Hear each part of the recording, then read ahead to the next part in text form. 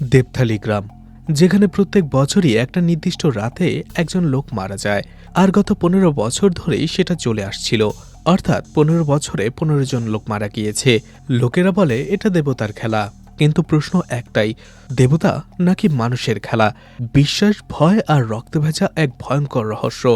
আর আজকে আমরা সেই রহস্যই ভেদ করব। আজ এক্সপ্লেন করতে যাচ্ছি মারাঠি ভাষায় মুক্তি পাওয়া অসাধারণ এক সাসপেন্স থ্রিলার ওয়েব সিরিজ দেবখেল। আর এটা হয়তো আপনারা জানেন যে মারাঠি ভাষায় মুক্তি পাওয়া মুভি আর ওয়েব সিরিজগুলো খুবই আন্ডাররেটেড হয়। তাই এই ওয়েব সিরিজটি আশা করি আপনাদের অবশ্যই ভালো লাগবে। তো চলুন শুরু করা যাক। ওয়েব সিরিজের শুরুতেই দেখা যায় তালাবের মধ্যে একটা লাশ ভাসছে, আর এরপরেই তালাবের আশেপাশে মানুষকে দেখানো হয় যারা সেখানে দাঁড়িয়ে পুজো করছিল। তাদের চেহারা দেখে বোঝা যাচ্ছিল তাদের ভেতরে সেই ভয় বা কৌতূহলটা নেই যেখানে একটা খুন হয়েছে, বরং তাদের ভেতরে অন্য একটা ভয় ছিল যে দেবতা একজন পাপীকে শাস্তি দিয়েছে। আর এরপরেই ঘটনা চলে যায় ১ বছর পরে, যেখানে একটি গ্রামের পুলিশ স্টেশনকে দেখানো হয়। আর আজকে একজন পুলিশ অফিসারের সেখানে জয়েন হবার কথা, আর তার জন্যই কয়েকজন কনস্টেবল বসেছিল, কিন্তু সময় হয়ে যাবার পরেও সে আসছিল না। এরপরে দেখানো হয় সেই পুলিশ অফিসার বিশ্বাস সারজামিকে, যে তার বাবার সাথে খুব ছোট্ট একটা কাজ করছিল, আর এই জন্যই সে থানায় আসতে লেট করে। অন্যদিকে সেখানে দুইজন কনস্টেবলের কথা শুনে আমরা জানতে পারি আজকে গ্রামে হোলির উৎসব, আর এই জন্যই চারপাশে আনন্দের মহল। বেশ কিছুক্ষণ পরে বিশ্বাস যখন থানায় আসে, সবাই তাকে বরণ করে নেয়, কিন্তু তার হাবভাব এবং কথাবার্তা শুনে মনে হচ্ছিল এতে তার কোনো ইন্টারেস্ট নেই, আর কাজেও তার তেমন কোনো আগ্রহ নেই। সে শুধু চুপচাপ কোনোভাবে ডিউটিটা পালন করতে পারলেই হলো।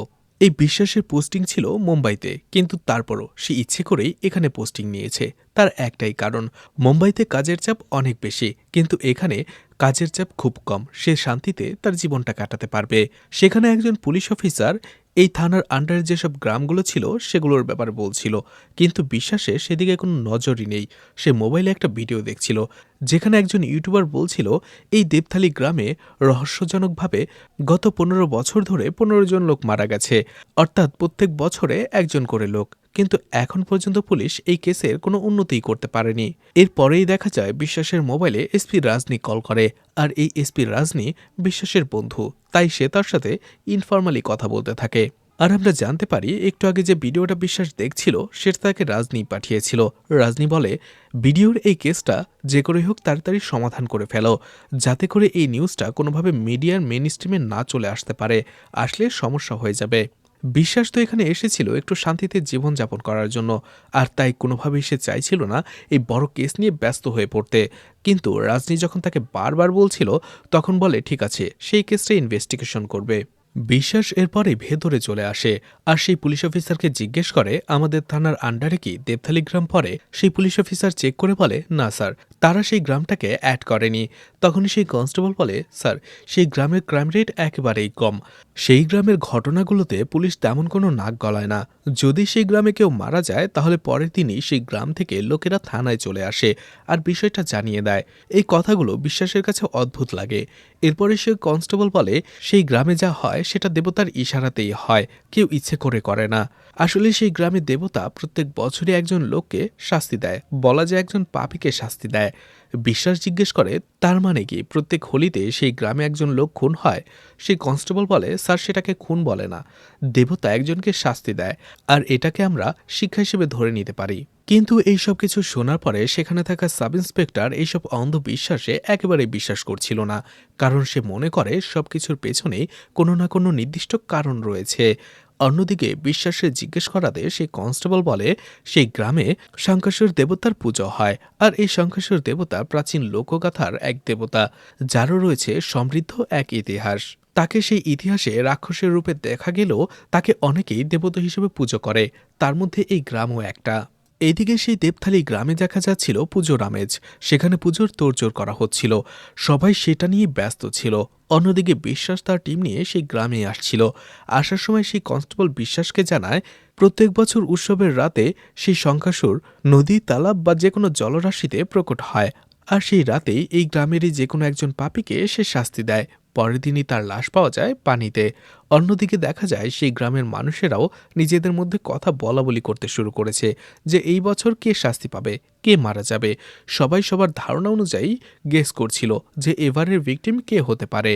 এরপরে সেই কনস্টেবল বিশ্বাসকে বলে গ্রামবাসীরা কখনোই চায় না তাদের এই বিষয়টাতে পুলিশ কখনো হস্তক্ষেপ করুক, কারণ তারা মনে করে পুলিশ যদি হস্তক্ষেপ করে তাহলে দেবতা নারাজ হয়ে যাবে, আর দেবতা একবার রেগে গেলে সেটার প্রকোপ গ্রামবাসীদের ওপরেই পড়বে। তখন অন্য একজন কনস্টেবল বিশ্বাসকে বলে, স্যার আপনার এই কেসটা থেকে দূরে থাকাই ভালো। সে আরও বলে 15 বছর আগে যখন প্রথম খুনটা হয় তখন পুলিশ অফিসার যাদব এখানে পোস্টিং ছিল। সে এই কেসটা নিয়ে ইনভেস্টিগেশন করে। একদিন দুই দিন নয়, বরং টানা 3 বছর সে ইনভেস্টিগেশন করেছিল, কিন্তু ফলাফল শূন্য। আর এরপরে হঠাৎ করে সে একদিন চাকরি থেকে রিজাইন দিয়ে বসে। তার এই রিজাইন দেওয়ার পেছনের কারণ কি কেউ জানে না। এদিকে সেই গ্রামে দেখা যায় শঙ্কর এবং রাজনের মধ্যে ঝামেলা চলছিল, কারণ সেই ঝামেলাটা হচ্ছিল কে পালকি কাঁধে নেবে। তখনই বিশ্বাস তার টিম নিয়ে সেখানে পৌঁছে যায়, যার ফলে ঝামেলাটা সেখানেই মিটে যায়। বিশ্বাস সেখানে সেই গ্রামেরই সারপঞ্চ কিশোর এবং কাশীনাথের সাথে কথা বলতে শুরু করে। কাশীনাথ সেখানে বিশ্বাসকে পরিষ্কারভাবে জানিয়ে দেয় হোলির দিন এই গ্রামে পুলিশের আসা একেবারেই নিষেধ, পুলিশের কোনো সাহায্যই তাদের দরকার নেই। কিন্তু বিশ্বাস একেবারে শান্ত কণ্ঠে বলে তারা শুধুমাত্র রুটিন ইনকোয়ারির জন্যই এসেছে। তখনই কিশোর একটু রেগে গিয়ে বলে তাদের গ্রাম তাদের দেবতা রক্ষা করে, এখানে পুলিশের কোনো দরকার নেই, পুলিশ কেন আসবে। তখনই কাশীনাথ বিশ্বাসকে সাজেশন দেয় যেহেতু আজকে হোলির দিন তাদের পুজোর আয়োজন করতে হবে, আর এই জন্য এটাই ভালো হয় বিশ্বাস যেহেতু এখানে এসেই পড়েছে পুজোতে অংশগ্রহণ করুক, প্রসাদ নিক আর এরপরে চলে যাক। আর এরপরেই তারা যার যার কাজে চলে যায়। গ্রামবাসীরা সেখান থেকে চলে যেতে শুরু করে, কিন্তু বিশ্বাস সেখানে ঠায় বসেছিল। একটু পরে কিশোর আবারও সেখানে চলে আসে আর রেগে গিয়ে বিশ্বাসকে বলে আপনি কি শুনতে পাননি, পুলিশের এখানে কোনো প্রয়োজন নেই, আপনারা চলে যান। তখনই বিশ্বাস হঠাৎ করে উঠে দাঁড়ায় আর কিশোরকে একটা চড় মেরে বসে, যার ফলে সেখানে থাকা মানুষজন চমকে যায়। বিশ্বাস তখন জোরে জোরে বলে এখানে পুলিশ থাকবে, পুলিশ কোথাও যাবে না। এরপরে বিশ্বাস তার টিমকে সেই উৎসবের বিভিন্ন জায়গায় পোস্টিং করিয়ে দেয়। তখনই একজন বয়স্ক লোক মাহাদিক সেখানে এসে বিশ্বাসকে বলে পুলিশ সেখানে থাকুক, এতে তাদের কোনো আপত্তি নেই। পুলিশ সেখানে থাকার পরে যদি একজন লোকের জীবন বেঁচে যায় তাহলে তো সেটা ভালোই। অন্যদিকে কাশীনাথ বিশ্বাসকে বলে তারা সেখানে থাকতেই পারে, কিন্তু পুলিশ থাকাকালীন উৎসবে যেন কোনো বাধা না দেয়া হয়। বিশেষ করে শঙ্কাসুরের পারফর্ম যখন করা হবে, যেসব শিল্পীরা সেই পারফর্ম করবে তাদেরকে কোনোভাবেই যেন কোনো বাধা না দেয়া হয়। এরপরেই রাতের বেলায় দেখা যায় উৎসব শুরু হয়ে যায়, সবাই যে যার কাজে ব্যস্ত হয়ে যায়। অন্যদিকে শঙ্করশরণের পারফর্ম করার জন্য কয়েকজন শিল্পীরা পোশাক পরে নেয় আর মুখে পরে ভয়ঙ্কর মুখোশ।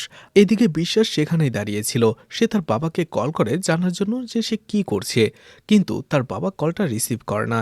কয়েকবার ফোন করার পরেও বিশ্বাস যখন তার বাবাকে পাচ্ছিল না তখন তার টেনশন হতে শুরু করে, কারণ বিশ্বাস তার বাবাকে একটু বেশিই ভালোবাসে। আর এই জন্য সেই সাব ইন্সপেক্টরকে সেখানে নজর রাখতে বলে বিশ্বাস গাড়ি নিয়ে বের হয়ে পড়ে তার বাবার কাছে যাওয়ার জন্য। কিন্তু গাড়িটা একটু দূরে আসতেই হঠাৎ করে সেই গাড়ির সামনে দিয়ে শঙ্করশরের বেশ পড়া একজন লোক দৌড়ে চলে যায়, আর এটা দেখে তড়িঘড়ি করে সেই ড্রাইভার ব্রেক চাপে। অন্যদিকে বিশ্বাস শুধু এই দৃশ্যটা দেখে তাকিয়েছিল। যাই হোক, বিশ্বাস গাড়ি নিয়ে বাসায় চলে আসে আর তার বাবাকে দেখাশোনা করে, আর এরপরে তাকে বলে রেস্ট নেবার জন্য। এরপরেই সে সাব ইন্সপেক্টর ভিদেকে কল করে আর জানতে চায় সেখানকার পরিস্থিতি। সাব ইন্সপেক্টর ভিদে বলে সেখানকার পরিস্থিতি একেবারে ঠিকঠাক। তাই বিশ্বাস ঠিক করে নেয় এখন আর সেখানে সে ফেরত যাবে না, ঘুমিয়ে পড়বে। সকালবেলাতেই সাব ইন্সপেক্টর ভিদেকে দেখা যায় বিশ্বাস বাড়ির কলিং বেল চাপার জন্য। দরজা খুলতেই বিশ্বাস ভিদেকে দেখে, যার চোখ মুখে ভয়ের ছাপ ছিল। ভিদে তখন আস্তে আস্তে করে বলে, স্যার আর একটা খুন হয়ে গেছে, আর একটা লাশ পাওয়া গেছে। কথাটা শুনেই বিশ্বাস অবাক হয়ে যায়। এরপরেই শুভাকে দেখানো হয় যে তার ছোট্ট ছেলেকে গল্প বলছিল, শঙ্কাসুরের গল্প। শুভা বলে শঙ্কাসুর দেবতাদের কাছ থেকে 4টি বেদ চুরি করে নিয়েছিল, কারণ সে চাইছিল এই বেদের জ্ঞানগুলো মানুষের মধ্যে ছড়িয়ে দেবার জন্য। আর এরপরেই সে সেই বেদগুলো পানির নিচে একটা শেলের ভেতরে লুকিয়ে রাখে। অন্যদিকে তখনই দেবতা বিষ্ণু চলে আসে শঙ্কাসুরকে বধ করার জন্য, আর এরপরেই সে তাকে বধ করে ফেলে। যদিও শঙ্কাসুর একজন রাক্ষস ছিল, কিন্তু যেহেতু সে মানুষকে জ্ঞান দেওয়ার জন্যই সে বেদগুলো চুরি করেছিল, তাই এখনো আমরা তার পুজো করি। বাচ্চাটি সেখানে এই গল্পটা খুবই মনোযোগ দিয়ে শুনছিল। এরপরেই গল্প শেষ করে শোভা চলে যায় ঘরের ভেতরে। তখনই সেখানে দুজন লোক চলে আসে আর ছোট্ট ছেলেটির সামনেই তারা শুভার নামে কুরুচিপূর্ণ এবং বাজে বাজে কথা বলতে থাকে। আসলে শুভার হাজবেন্ড একজন মাতাল, আর যার ফলে গ্রামে তার কোনো সম্মান নেই, সবাই তাকে অপমানই করে। অন্যদিকে নিজের মায়ের নামে এমন কথা শুনে ছোট্ট বাচ্চাটির চোখ মুখে ভয় আর লজ্জার ছাপ দেখা যাচ্ছিল। ঠিক ওই সময়টাতে দেখা যায় শঙ্খাসুরের পোশাক পরা কয়েকজন শিল্পী এবং গ্রামবাসীরা সেই দিক দিয়ে যাচ্ছিল। সেই দুইজন লোক সেখান থেকে চলে যায়। শুভা বাইরে আসে। শুভা আর তার ছেলে শঙ্কাসুরের পুজো করে আর আশীর্বাদ নেয় তার কাছে। এদিকে আবারও ঘটনা চলে আসে সেই গ্রামে, যেখানে তালাবের ভেতরে একটা লাশ ভাসছিল। গ্রামবাসীরা তালাবের চারপাশে এসে দাঁড়ায়। এরপরেই কয়েকজন গ্রামবাসী যখন সেই লাশটাকে উল্টে ফেলে, তারা প্রচণ্ড অবাক হয়, সবাই শকড হয়ে যায়। কারণ সেই লাশটা ছিল এই গ্রামেরই রাজনের। গ্রামে রাজনের একটা নাম ছিল, সবাই তাকে ভালো মানুষ হিসেবে জানত। গ্রামবাসীরা ভাবতে থাকে, রাজনের মতো একজন ভালো মানুষ কেন মারা গেল? কারণ রাজন তো একেবারেই সৎ এবং ভালো মনের একজন মানুষ ছিল, তাহলে সে কেন শাস্তি পেল? ওই সময়টাতে বিশ্বাস সেখানে চলে আসে। বিশ্বাস জানত গ্রামবাসীরা তালাব থেকে রাজনের লাশটা উঠিয়ে ফেলবে, আর তাতেই সে বাধা দেয় আর বলে এই কেসটা আমি ইনভেস্টিগেশন করব, তাই কোনোভাবেই রাজনের ডেড বডিতে কেউ হাত দেবে না। কিন্তু গ্রামবাসীরা এতে রেগে যায় আর বলে এটা দেবতার ইচ্ছে, এখানে যেন পুলিশ হস্তক্ষেপ না করে। তখনই সেই বৃদ্ধ লোক মাহাদিক এগিয়ে আসে আর বলে রাজনের মৃত্যুটাতে অনেক প্রশ্ন জাগিয়ে তোলে আমাদের মনে। রাজন একজন সৎ মানুষ ছিল, তাহলে কেন সে শাস্তি পেল? আমার মনে হয় এটা কোনো দেবতার ইচ্ছে নয়, বরং মানুষেরই কাজ।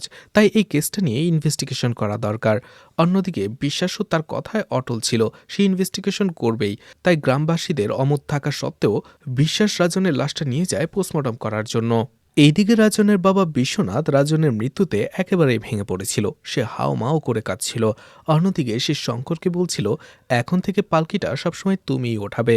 কারণ শঙ্কর এবং রাজনের মধ্যে এই বিষয়টা নিয়ে একদিন আগেও ঝামেলা হয়েছিল।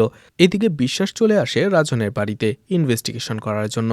তখনই সে জানতে পারে রাজনের মৃত্যুতে গভীরভাবে শোক পেয়ে তার স্ত্রী দরজা বন্ধ করে ফেলেছে, আর সবাই সেটা খোলার চেষ্টা করছে, যার ফলে বিশ্বাস দরজাটাই ভেঙে ফেলে আর ওপর তলায় চলে যায়। যখনই রাজনের স্ত্রী এবং বিশ্বাস একে অপরের দিকে তাকায়, তারা নিঃশব্দে অনেকক্ষণ তাকিয়েছিল, আর তাদের দেখে মনে হচ্ছিল হয়তোবা তারা একে অপরকে আগে থেকেই চেনে। যাই হোক, বিশ্বাস এরপরে হসপিটালে চলে আসে, যেখানে রাজনের পোস্টমর্টম হচ্ছিল, আর হসপিটালের বাইরেই গ্রামবাসীরা দাঁড়িয়েছিল, স্লোগান দিচ্ছিল পুলিশের বিরুদ্ধে, আর লাশটাকে ফেরত দিতে বলছিল।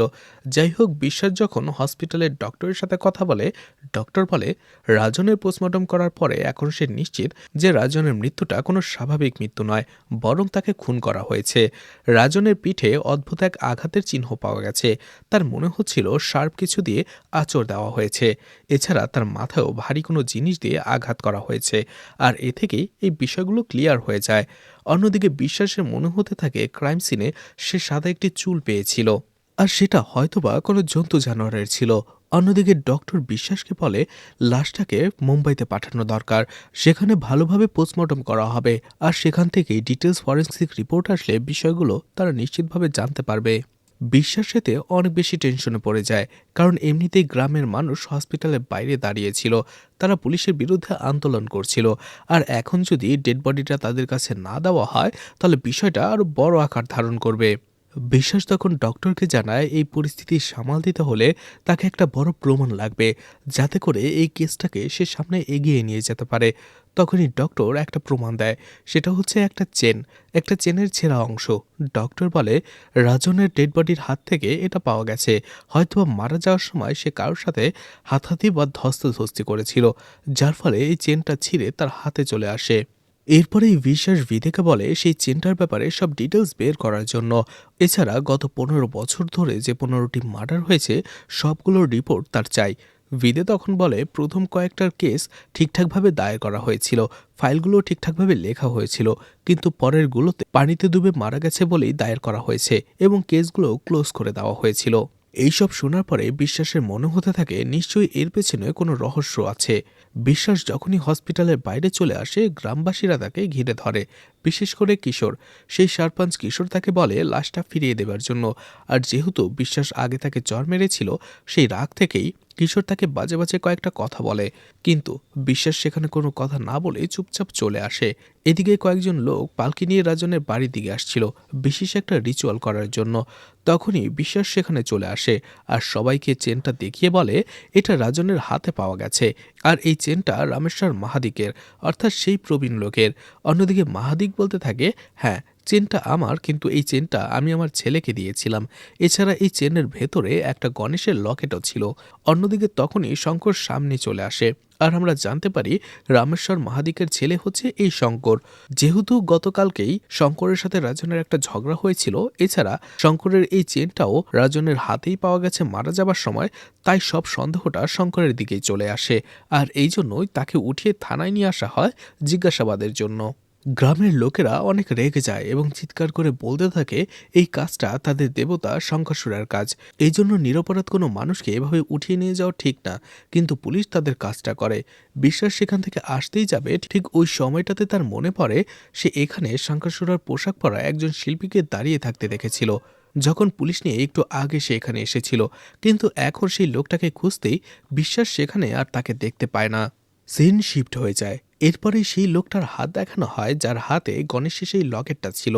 এরপরেই আবারও আমাদের শুভা এবং তার ছেলেকে দেখানো হয়। তারা সন্ধ্যের সময় ঘরের ভেতরে যাচ্ছিল। তখনই শুভার মাতাল স্বামী সেখানে চলে আসে, সাথে সেই দুইজন লোক যে লোকেরা আজকে সকালবেলাতেই শুভাকে নিয়ে বাজে মন্তব্য করেছিল। সেই দুইজন লোক শুভার স্বামীকে আসলে মদ কিনে দিয়েছিল, আর শুভার স্বামী সেই মদের বিনিময়ে শুভাকে সেই দুইজন লোকের সাথে ঘনিষ্ঠ হতে বলছিল, অর্থাৎ মদের বিনিময়ে সে তার স্ত্রীকে তাদের কাছে বিক্রি করে দিয়েছিল। এই কথা শোনার পরে শুভা প্রচণ্ড রেগে যায়। এরপরে নিজের সমস্ত শক্তি দিয়ে সে প্রতিবাদ করে, সেই দুইজন লোককে অপমান করে তাড়িয়ে দেয়, এমনকি তার স্বামীকেও জোর করে ঘরের ভেতরে আটকে রাখে। এইবার আর শোভার চোখে কোনো ভয় ছিল না, ছিল প্রতিবাদের শক্তি এবং কষ্ট। অন্যদিকে শোভার এই অবস্থা দেখে তার ছোট্ট ছেলেটা তার কাছে আসে আর তার নিষ্পাপ মনের মধ্যে জেগে ওঠা ভরসাটুকু দিয়ে সে বলে, তুমি টেনশন করো না, শঙ্করসুর দেবতা সবকিছু ঠিক করে দেবে, সে সবাইকে শাস্তি দিয়ে দেবে।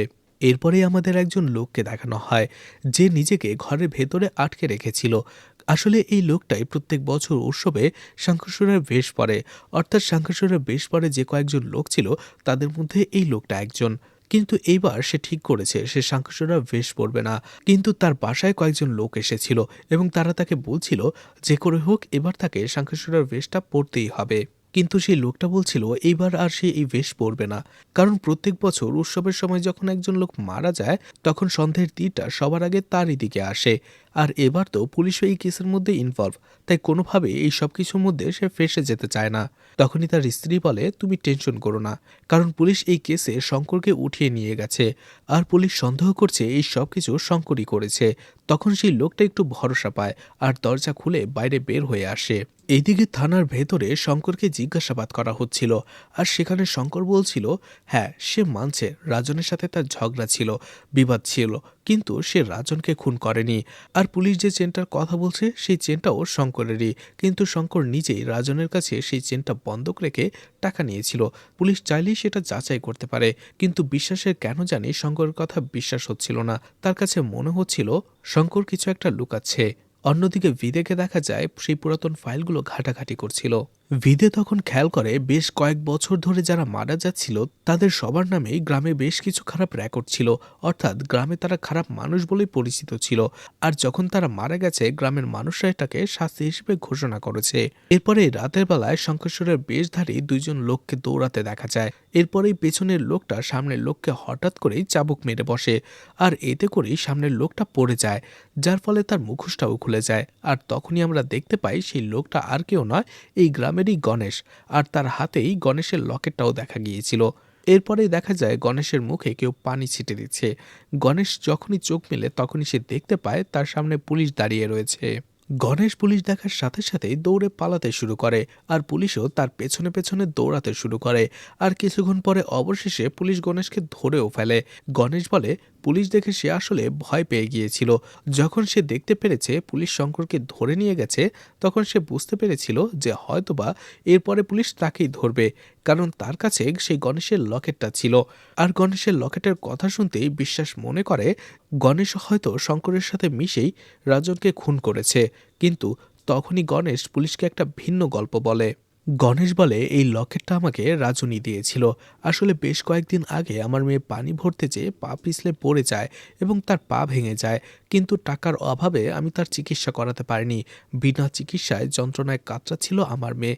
আর এটা রাজন জানার পরে উৎসবের দিন রাতের বেলা সে আমাকে গণেশের এই লকেটটা দেয় আর বলে এটা বিক্রি করে আমি যেন আমার মেয়ের চিকিৎসা করাই।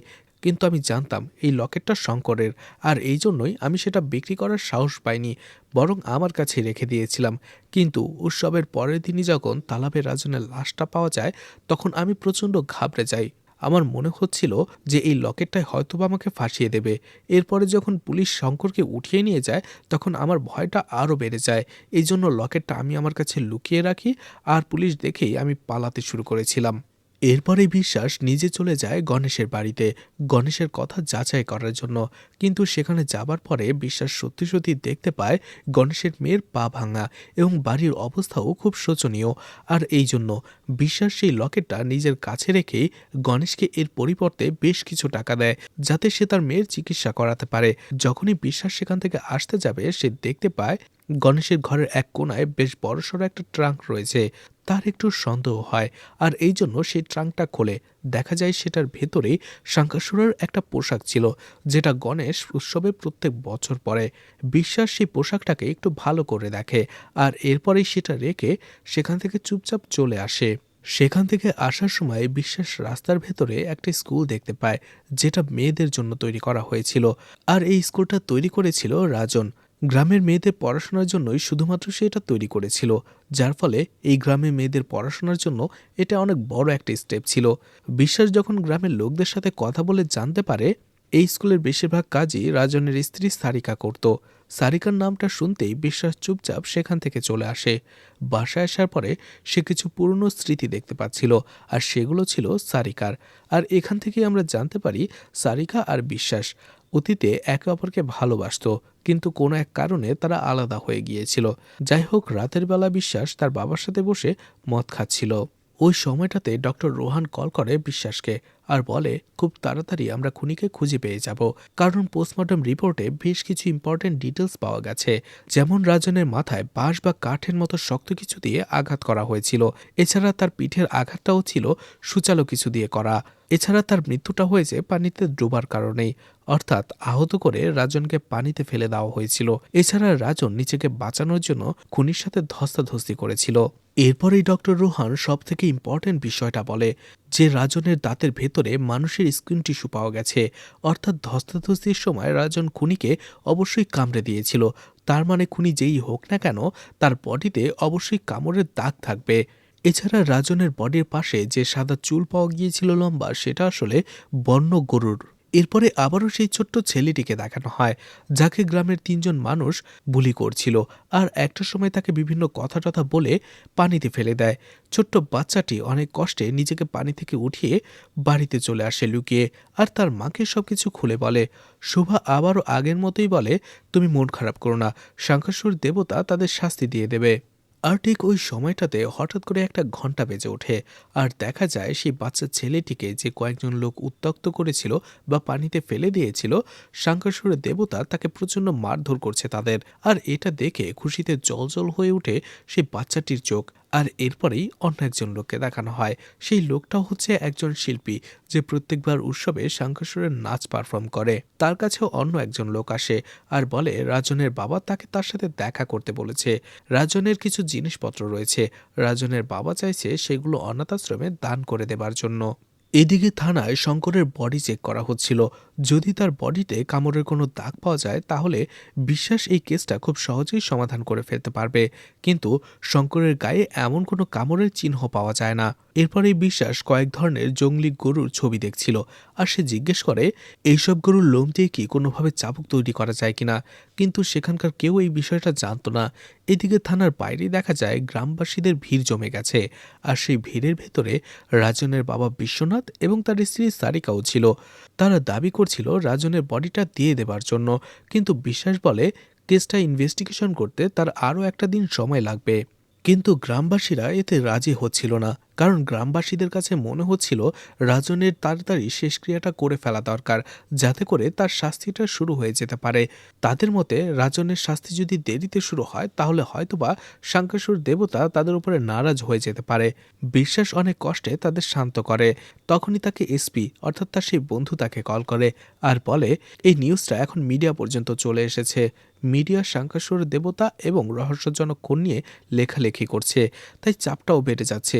যা করার তাড়াতাড়ি করতে হবে তোমাকে। এরপরেই বিশ্বাস সেই ব্লগারকে উঠিয়ে নিয়ে আসে যে শঙ্করসুর নিয়ে ভিডিও বানাচ্ছিল। কারণ বিশ্বাসের সন্দেহ হচ্ছিল মিডিয়াকে এই ছেলেটি এই কেসের ব্যাপারে বলেছে, কিন্তু সেই ব্লগার ছেলেটি বলে সে শুধুমাত্র লোককথা শুনে এই ভিডিও বানিয়েছে, কোনো কেসের ডিটেলসই সে মিডিয়াকে দেয়নি। এমনকি সে তার ভিডিওতেও কোনো কেসের ডিটেলস তুলে ধরেনি। ওই সময়টাতে ডক্টর রোহান কল করে বিশ্বাসকে, আর বিশ্বাস তার সাথে রাজনের ডিএনএ টেস্ট এবং সেটার রিপোর্ট নিয়ে কথা বলার জন্য বাইরে যেতে চায়। ঠিক তার আগেই সে পুলিশ অফিসার বিদেকে বলে এই ব্লগার ছেলেটি যা বলছে সেটাকে ক্রস চেক করার জন্য, যে সে সত্যি বলছে কিনা। বিদেশ সেই ব্লগার ছেলেটির ব্লগ করা ভিডিওটা দেখছিল। তখনই কয়েকজন কনস্টেবল সেখানে সেই গ্রামের রীতিনীতি এবং শঙ্করসুর দেবতা নিয়ে কথা বলছিল। সেই কথাবার্তায় হঠাৎ করে বিদেরও মনোযোগ চলে আসে, যার ফলে ভিডিওটা থেকে তার চোখটা একটু সরে যায়। আর ঠিক ওই সময়টাতে আমরা দেখতে পাই ভিডিওতে একটা ছায়া দেখা যাচ্ছিল, যে একটা শঙ্করসুর দেবতার মতো, আর সে ভারী কিছু একটা টেনে নিয়ে যাচ্ছিল। এদিকে দেখা যায় রাতের বেলা বিশ্বাস গ্রামবাসীদের হাতে রাজনের ডেড বডিটা তুলে দেয়। এরপরেই গ্রামবাসীরা তাকে নিয়ে যায় তার শেষ ক্রিয়ার জন্য।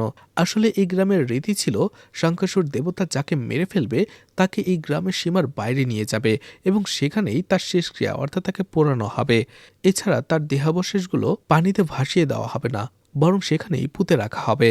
এদিকে রাতের বেলা ডক্টর রোহানের সাথে বিশ্বাসের কথা হচ্ছিল, আর সেখানেই আমরা জানতে পারি ডক্টর রোহান আর বিশ্বাস একটা ডিএনএ রিপোর্ট নিয়ে কথা বলছিল। ডক্টর রোহান জানায় সেই ডিএনএ রিপোর্টটা কালকে আসবে। এতে বিশ্বাসের টেনশনটা আরও বেড়ে যায়। বিশ্বাস চলে আসে থানায় আর ব্লগার ছেলেটির ভিডিও দেখতে শুরু করে। তখন সে একটা ভিডিওতে দেখতে পায় সেই ব্লগার ছেলেটি শঙ্করসুর দেবতার পোশাক যে তৈরি করে তার ইন্টারভিউ নিচ্ছিল। আর সেখানে সেই লোকটা বলছিল শঙ্করসুর দেবতার দাড়ি এবং মোচ যেটা দিয়ে বানানো হয় সেটা হচ্ছে জংলি গরুর লোম। এই কথা শোনার পরে বিশ্বাস অনেক প্রশ্নের উত্তর পেয়ে যায়, আর তখন সে বলতে থাকে এখন আমি নিশ্চিত এই খুনগুলো কোনো দেবতা করছে না, বরং মানুষ করছে, যে শঙ্করসুর দেবতার পোশাক পরে। এরপরেই দৃশ্য বদলে যায়। আমরা একজন শঙ্করসুর শিল্পীকে দেখতে পাই যে রাজনের চিতার সামনে বসেছিল। এছাড়া সেখানে রঘুকেও দেখা যায়, আর এই রঘু রাজনদের বাসায় কাজ করত। এরপরে আবারও সেই বাচ্চাটিকে দেখানো হয় যে এখন অনেকটাই বড় হয়ে গেছে, কিন্তু আগে যে লোকগুলো এই ছেলেটিকে বুলি করত, বিরক্ত করত, এখনও সেটাই করে। এই ছেলেটি শঙ্করসুর দেবতার বেশ পড়তে চায়, কারণ এই পোশাকটা তার কাছে শুধুমাত্র একটা পোশাক নয়, বরং শক্তি আর ন্যায়ের প্রতীক। তারা সেই ছেলেটিকে গাছের সাথে বেঁধে রেখেছিল। অন্যদিকে ছেলেটির বাবাও সেখানে চলে আসে। সেও প্রচণ্ড রেগেছিল ছেলেটির ওপরে। এছাড়া ছেলেটির শঙ্করসুরের যে মুখোশটা ছিল সেটা সে পুড়িয়ে ফেলে, কারণ সে কোনোভাবেই চাইছিল না তার ছেলে এই সব কিছুর সাথে জড়িয়ে যাক, অর্থাৎ এই রীতিনীতির সাথে। এরপরেই ছেলেটিকে দেখানো হয় যে আবারও সেই শঙ্করসুরের মুখোশ পড়ছিল, অর্থাৎ সে সেটা আবারও বানিয়ে নিয়েছিল। এরপরেই রাতের বেলার দৃশ্য দেখানো হয়, যেখানে দেখা যায় রাতের বেলা সেই শঙ্করসুর একটা লোককে পানিতে ডুবাচ্ছিল। এদিকে দেখা যাচ্ছিল তিনজন শঙ্করসুরা শিল্পী প্র্যাকটিস করছিল একসাথে। সেখানেই বিশ্বাস এবং তার টিম চলে আসে, কারণ বিশ্বাসের সন্দেহ ছিল এই তিনজন শঙ্করসুরা শিল্পীর মধ্যে যে কোনো একজনই খুনি। আর এই জন্য বিশ্বাস সেই তিনজন শঙ্করসুরা শিল্পীর মুখোশ সাথে সাথে জব্দ করে নেয় এবং সেগুলো ল্যাব টেস্টের জন্য পাঠিয়ে দেয়।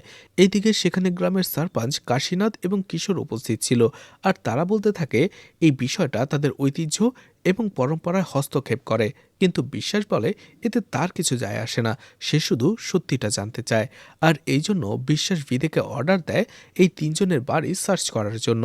এছাড়া সেই তিনজন শিল্পীকে থানায় নিয়ে আসা হয় জিজ্ঞাসাবাদের জন্য। একদিকে বিদে সেই তিনজন শিল্পীর বাড়িতে তল্লাশি নিচ্ছিল, অন্যদিকে বিশ্বাস থানায় সেই তিনজনকে কঠোরভাবে জিজ্ঞাসাবাদ করছিল। সেই তিনজনই বলে তারা নির্দোষ, তারা রাজনকে খুন করেনি। অন্যদিকে বিশ্বাস তাদের জামাকাপড় খুলে শরীরে বাইট মার্ক চেক করছিল, কামড়ের দাগ আছে কিনা। তখনই একজনের পায়ে সে একটা দাগ দেখতে পায়। সেই লোকটা বলে এটা তার পায়ে কুকুর কামড় দিয়েছে। এছাড়া সে এটাও দাবি করে এর জন্য সে ডক্টরও দেখিয়েছে। অন্যদিকে রঘু বলে যে রাতে মার্ডার হয় অর্থাৎ উৎসবের রাতে, সেই রাতে সে মদের দোকানে ছিল আর সেখানেই মদ খেয়ে পড়েছিল। এইদিকে দেখা যায় থানার বাইরে গ্রামবাসীরা জড়ো হয়ে গিয়েছিল, যেহেতু ৩ জন শঙ্কাসুরের শিল্পীকে থানায় উঠিয়ে নিয়ে আসা হয়েছিল। খবর পেয়ে এসপিও সেখানে চলে আসে আর এসপি পরিস্থিতি সামাল দেয়। বিশ্বাসকে জিজ্ঞেস করে তার কাছে কি কোনো প্রমাণ আছে কিনা যে এই ৩ জনের মধ্যে যে কোনো একজন খুনি। ইতোমধ্যে ভিডিও সেখানে চলে এসেছিল তল্লাশি শেষ করে, আর সে বলে তাদের কাছে এখন আর কোনো প্রমাণ নেই। তাই এসপি অর্ডার দেয় তাদেরকে ছেড়ে দেবার জন্য, যার ফলে বিশ্বাস বাধ্য হয়ে ২ জনকে ছেড়ে দেয়, কিন্তু রঘুকে সেখানেই আটকে রাখে। কারণ হচ্ছে রঘুর বাসায় থেকে একটা চিঠি পাওয়া গেছে, আর সেই চিঠিতে শঙ্কাসুর দেবতাকে কাউকে শাস্তি দেবার কথা বলা হয়েছিল। তখন রঘু বলে তাদের গ্রামের অনেকেই প্রত্যেক বছর উৎসবের আগে এমন একটা চিঠি লেখে শঙ্কাসুর দেবতার কাছে, যেখানে পাপীদের শাস্তি দেবার কথা বলা হয়, আর এটা তাদের বিশ্বাস। আর এই জন্য প্রত্যেক বছর সেও চিঠি লেখে। এরপরেই বিশ্বাস রঘুকে তার পরিবারের কথা জিজ্ঞেস করে। রঘু বলে তার বাবা মা ২জনেই মারা গেছে। এসপি তাকে জিজ্ঞেস করে তার কি আর কোনো আত্মীয় স্বজন নেই। রঘু বলে আসলে এটা তার মামার গ্রাম, তার আসল গ্রাম হচ্ছে পালনের। তার বাবা মা ২জনেই মারা যাবার পরে সে এখানে এসে থাকতে শুরু করে। তখনই বিদেশ সেখানে চলে আসে ডিএনএ রিপোর্ট নিয়ে, আর এই ডিএনএ রিপোর্টটা ছিল সে সাদা চুলের। ভিদে বলে এই ৩জনের কারো মুখোশের সাথে ডিএনএ রিপোর্টটা ম্যাচ হয়নি। অন্যদিকে রাজনের মুখে যে স্কিন টিস্যুটা পাওয়া গেছে সেটাও একজন মেয়ের, আর এতে করেই এই ৩জনের ওপর থেকে সন্দেহের তীরটা সরে যায়। আর এরপরেই সেই ছেলেটাকে দেখানো হয়। শুভাকে তার মাতাল স্বামী মারধর করছিল মদ খাবার টাকা দেবার জন্য। এতে করে ছেলেটি প্রচণ্ড রেগে যায় আর সেখানে চলে আসে আর তার বাবাকে থামায়। অন্যদিকে শুভার হাজবেন্ডকে দেখা যায় মাতাল অবস্থাতেই রাতের বেলা কোথাও পড়েছিল, আর তখনই দেখা যায় শঙ্করসুরের বেশ পরা একজন লোক সেখানে আসে আর শুভার মাতার স্বামীকে প্রচণ্ড মারধর করতে থাকে। পরদিন সকালবেলাতেই দেখা যায় শুভার স্বামীর লাশটাকে পানিতে পড়ে থাকতে। সেখানে শুভা এবং তার ছেলেও এসেছিল। শুভার ছেলে তাকে বলে দেখো মা, শঙ্করসুরা তাকে শাস্তি দিয়ে দিয়েছে। শুভা তার ছেলের দিকে অদ্ভুত দৃষ্টিতে তাকিয়ে থাকে। এদিকে এতক্ষণে বিশ্বাস নিশ্চিত হয়ে গিয়েছিল রাজনকে যে খুন করেছে সে একজন মহিলা বা মেয়ে। বিশ্বাস সন্দেহ করছিল সারিকাকে, এই জন্য সে সারিকাকে জিজ্ঞাসাবাদ করতে আসে আর বলে তার সাথে রাজনের সম্পর্কটা কেমন ছিল, সে কি সুখী ছিল। সারিকা হ্যাঁতে জবাব দেয়, কিন্তু বিশ্বাস বুঝতে পারে সারিকার এই কথার ভেতরে মিথ্যে লুকিয়ে রয়েছে। সে পুরো বাসাটা ভালো করে দেখে। তখনই হঠাৎ করেই দেয়ালের দিকে তার নজর যায়, কারণ দেয়ালের রংটা ছিল একেবারেই নতুন। সে দেয়ালটা ভালো করে দেখতেই একটা জায়গায় দেখতে পারে সেই দেয়ালের রঙের পেছনে ছিল লাল কিছু। সে ভালো করে দেখতেই বুঝতে পারে সেটা ছিল ব্লাড, মানে রক্ত। ঠিক ওই সময়টাতে দেখা যায় জানালার বাইরে দিয়ে অন্য একটি মেয়ে লুকিয়ে সবকিছু দেখছিল, আর যখনই সে সেখান থেকে চলে যেতে যাবে তার হাতে লেগে সেখানে কিছু একটা পড়ে যায়, আর সেই আওয়াজে বিশ্বাস টের পেয়ে যায়। দৌড়ে সেখানে দেখার জন্য আসে, কিন্তু বিশ্বাস সেখানে আসতে আসতে সে সেখান থেকে চলে যায়। বিশ্বাস যখনই বাইরে আসে সে সেখানে রঘুকে বসে থাকতে দেখে। বিশ্বাসের মনে হতে থাকে রঘুই হয়তো পালিয়ে যাচ্ছিল, কিন্তু রঘু বলে আমি তো এখানে কাজ করছিলাম, আর এটা রাজনের বাবা বিশ্বনাথও কনফার্ম করে দেয়। এরপরে বিশ্বাস ভালো করে এপাশ ওপাশ দেখতেই হঠাৎ করে ঝাড়ের মাঝে সে একটি মেয়েকে দেখতে পায়, আর খেয়াল করে মেয়েটি তার দিকে তাকিয়ে অনেক ঘাবড়েছিল। বিশ্বাস দ্রুত সেখানে চলে যায় আর মেয়েটিকে ভালো করে খেয়াল করে, আর তখনই মেয়েটির হাতে কামড়ের চিহ্ন দেখতে পায়। আর এতে করেই বিশ্বাস একেবারে নিশ্চিত হয়ে যায় এই মেয়েটিই খুনি। সে তাকে পুলিশের গাড়িতে ওঠাতে চায় থানায় নিয়ে যাবার জন্য। ঠিক তখনই সারিকা সেখানে চলে আসে, আর আমরা জানতে পারি এই মেয়েটি হচ্ছে সারিকার ছোট বোন সোনালি। সারিকা বিশ্বাসকে বলে আমি তোমাকে এখন সবকিছু সত্যিটা বলবো। এরপরে বিশ্বাস সারিকা এবং সোনালিকে নিয়ে দূরে চলে আসে। সারিকা বলে মাঝে মাঝে কিছু মানুষ অসুরের মুখোশ পরে, কিন্তু তাদের ভেতরটা খুবই ভালো থাকে। আবার কিছু কিছু মানুষ ভালো মানুষের মুখোশ পরে থাকলেও তাদের ভেতরটা একেবারেই ভালো নয়, তারা আসলে রাক্ষস। রাজনও ঠিক একই রকম একজন মানুষ।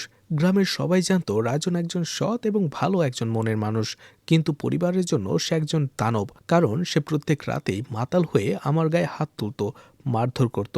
কারণ একটাই, আমাদের কোনো বাচ্চা হচ্ছিল না। যদিও দোষটা রাজনেরই।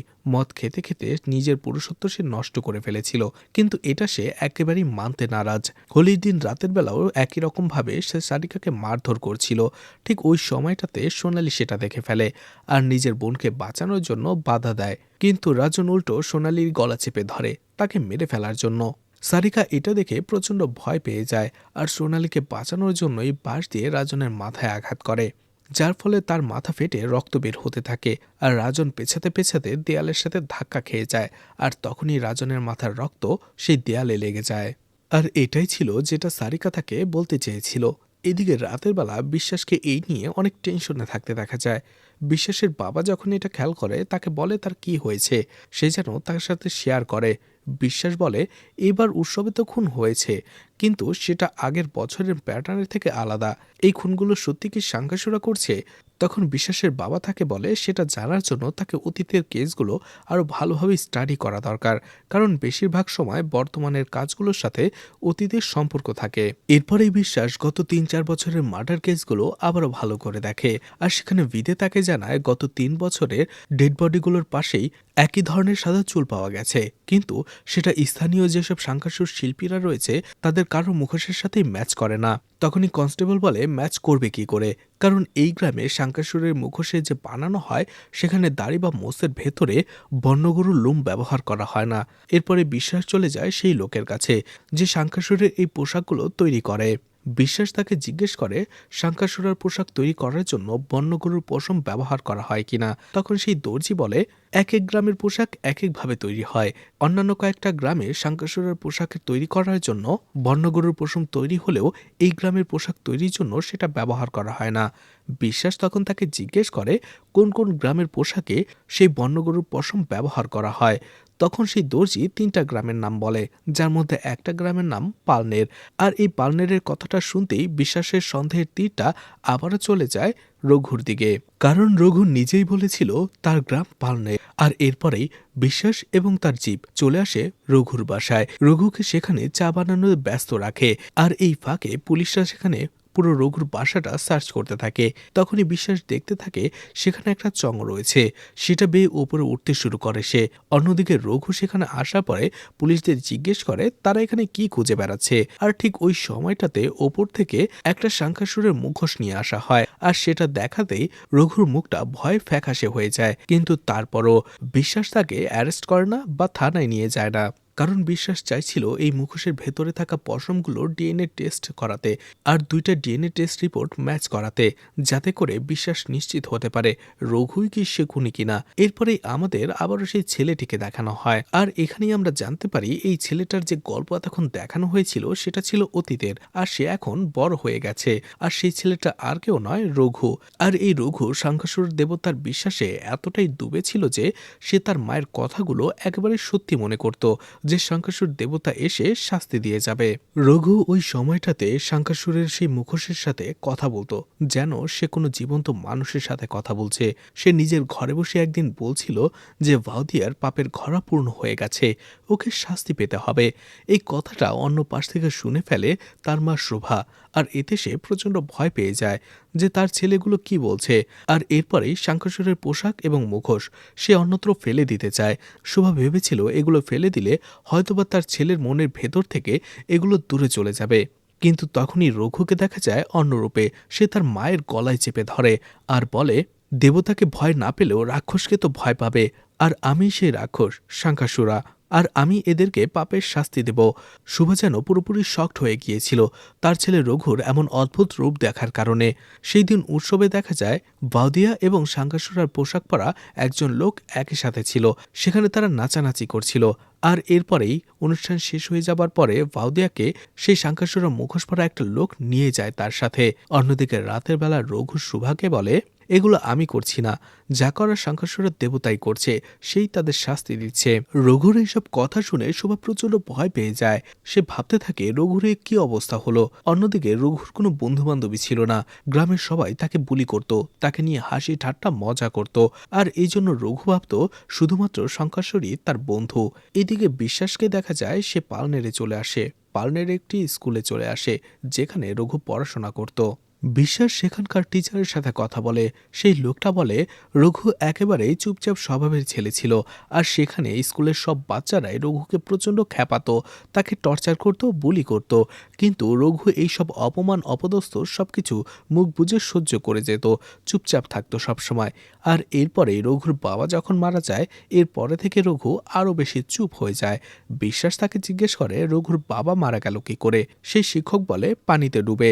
সেই শিক্ষক বিশ্বাসকে আরও বলে, আমি রঘুর মা শুভাকে বলেছিলাম রঘুকে মানসিক হাসপাতালে নিয়ে যেতে বলেছিলাম। এরপরে বিশ্বাস চলে আসে সেই মানসিক হাসপাতালে এবং সেখানকার ডক্টরের সাথে কথা বলে যে রঘুর ট্রিটমেন্ট করেছিল।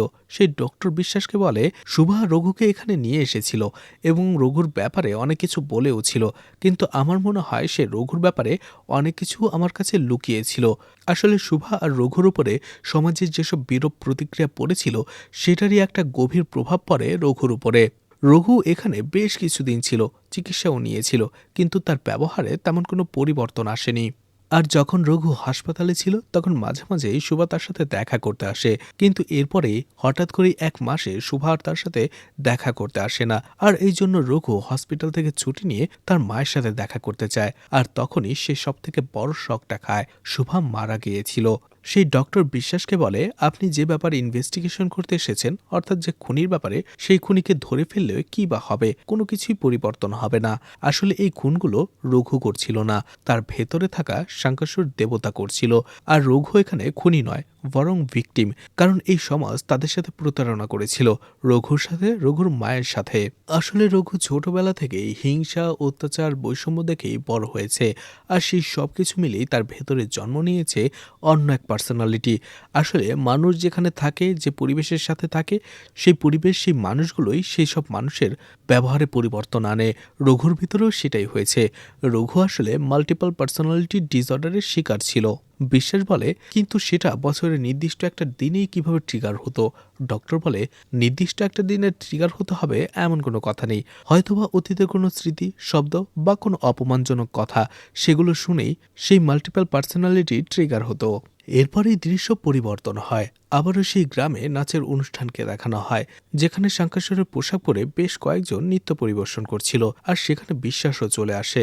দেখা যায় সেই গ্রামের সারপঞ্চ কাশীনাথ বিশ্বাসের মজা নিতে থাকে আর বলে সে এখনো খুনিকে ধরতে পারেনি। আসলে তাদের কাছে তো সেই খুনি আর কেউ নয়, দেবতাই, শঙ্করসুরন দেবতা, যে অপরাধী বা পাপীদের শাস্তি দেয়। তখন বিশ্বাস বলে তার কাছে প্রমাণ রয়েছে, আর সে সঠিক সময়ে প্রমাণ সহই খুনিকে সামনে নিয়ে আসবে। আর তখনই ডক্টর রোহান বিশ্বাসকে কল করে আর বলে সোনালির ডিএনএর সাথে রাজনের দাঁতে যে স্কিন টিস্যু পাওয়া গিয়েছিল সেটা ম্যাচ করে গেছে, অর্থাৎ রাজনের মৃত্যুর পেছনে সোনালিরই হাত রয়েছে। তখনই বিশ্বাস বলে না, সোনালি খুন করেনি। যখনই তাদের মধ্যে ধস্তাধস্তি হয়েছিল তখনও রাজন জীবিতই ছিল, খুনি অন্য কেউ। এরপরে ডক্টর রোহান রঘুর সেই মাস্কের ব্যাপারে বলে রঘুর দ্বিতীয় মাস্কের ভেতরে যে পশম পাওয়া গেছে সেটা ক্রাইম সিনের পশমের সাথে ম্যাচ করে গেছে। অর্থাৎ এই গ্রামে 15 বছর ধরে যেসব খুনগুলো হচ্ছে সেই খুনগুলো রঘুই করছিল শঙ্করসুরেনের মাস্ক পরে। বিশ্বাস ফোন রেখে দেয়। সেখানে অনেকেই শঙ্করসুরের মুখোশ পরে নৃত্য পরিবেশন করছিল। বিশ্বাস চাইলেও তাদের মুখোশ উঠাতে পারছিল না, আর এই জন্য সে স্টেজে চলে যায় আর মাইকে শুধু একটা কথাই বলে, ইঁদুর। আর এই ইঁদুর কথাটা দিয়ে ছোটবেলায় গ্রামের মানুষগুলো রঘুকে অপমান করত, বুলি করত। আর এই কথাটাই ছিল সেই ট্রিগার পয়েন্ট। আর এরপরেই দেখা যায় সেই শিল্পীদের মাঝে একজন বিশ্বাসের দিকে তাকিয়ে থাকে, আর সেটাই ছিল রঘু। সিন কাট হয়ে যায়। 4 মাস পরের ঘটনা দেখানো হয়, যেখানে রঘুকে আবারও সেই মানসিক হসপিটালে ভর্তি করানো হয়েছিল।